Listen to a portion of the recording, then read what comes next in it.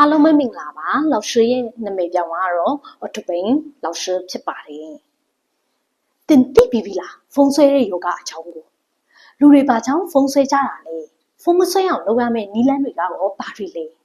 ဗီဒီယိုရဲ့နောက်ဆုံးပိုင်းမှာအဖြေရှိတဲ့အတွက်ကြောင့်ဗီဒီယိုကိုအဆုံးထိကြည့်ပေးသွားပါရှင်ဖုန်းဆွဲတာကမူရစ်စေဆွဲရနဲ့လေသူတွေ老师စိတ်ထင်ကော်ဖီဆွဲတာထက်လေပိုဆိုးနေတယ်လို့ပဲဒါဆိုဘယ်ကဘလို့ဖုန်းဆွဲကုန်တာလဲလူတွေကကိုသိချင်တဲ့အကြောင်းအရာတွေကိုရှာကြတယ်ရှာရင်းနဲ့ Facebook လေးခဏတုံးလိုက် TikTok လေးခဏတုံးလိုက်တငယ်ချင်းတွေပါတင်ထားလဲဆက်စုလိုက်နဲ့ဖုန်းသုံးချိန်ကြာတာအများပါတယ်ဒီလိုနဲ့နေ့စဉ်နေ့တိုင်း social media အကြောင်းတွေကိုလိုက်ကြည့်ဖြစ်တာကအလုပ်တစ်ခုလိုဖြစ်သွားပြီးဖုန်းဆွဲရတာလို့老师ထင်ပါတယ်老师ကကျောင်းသူကျောင်းသားတွေကိုဖုန်းသုံးတဲ့ကြာချိန်ကိုမေးကြည့်တဲ့အခါကျောင်းသူကျောင်းသားတော်တော်များများကဖုန်းကို9နာရီသုံးကြတယ်။တချို့ကတော့4နာရီ5နာရီကြာအောင်သုံးကြတယ်။တချို့ကတော့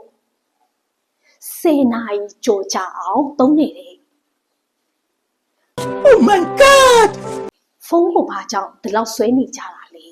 ။ခုခေတ်လူငယ်တော်တော်များများကမနဲ့မိုးလင်းတာနဲ့ဖုန်းအလောက်အားတာနဲ့ဖုန်းညအိယာဝန်ခံနေလေဖုန်းဖြစ်နေတယ်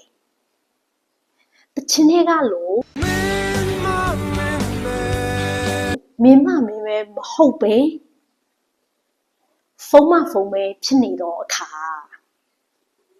တချို့ဆိုရင်ဖုန်းကိုဘလောက်တောင်မှဆွေးနေတယ်လေဆိုရင်ဖုန်းအကုန်လာတဲ့အချိန်ဖုန်းအင်တာနက်လိုင်းမကောင်းတဲ့အချိန်ကြီးဆိုရင်ဒေါ်တာပေါက်ကွဲတာစိတ်မရှိတာတွေဖြစ်ကြတယ်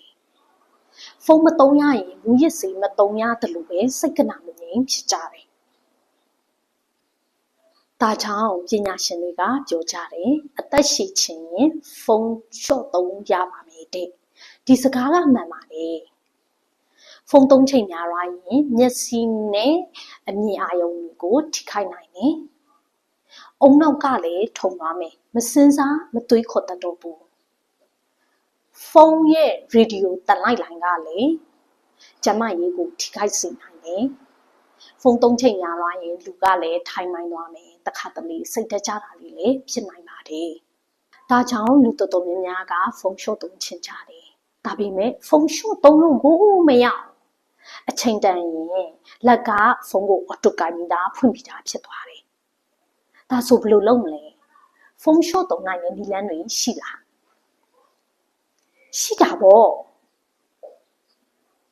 老师ရဲ့လက်တွေ့သုံးဖူးတဲ့ဖုန်းရှော့သုံးနိုင်တဲ့နီလန်ကောင်းတွေကိုမျှဝေပေးပါမယ်အရင်ဆုံးမိသားစုဝင်တွေနဲ့တငယ်ချင်းတွေကိုဖုန်းရှော့သုံးတဲ့အကြောင်းကြေညာပါ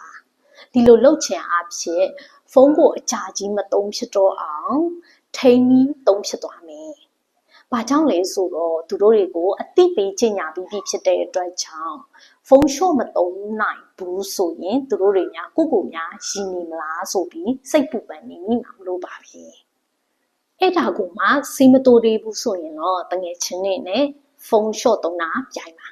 ဥပမာရှုံးတဲ့သူကမုံလိုက်ဝဲကြွေးချင်းအဲ့ဒါဆိုရင်တော့ရှုံးမကြောက်လို့ဖုန်းသိပ်ထိဖြစ်တော့မှာမဟုတ်ပါဘူးဒါပေမဲ့လောက်ရှယ်အတွက်ကတော့အပေါ်ကနနီလန်ကတိတ်မထီရောက်ခဲ့ဘူးနောက်ဆုံးနီလန်နဲ့ပဲစေးသွေးထားတာနောက်ဆုံးအထီရောက်ဆုံးနီလန်ကတော့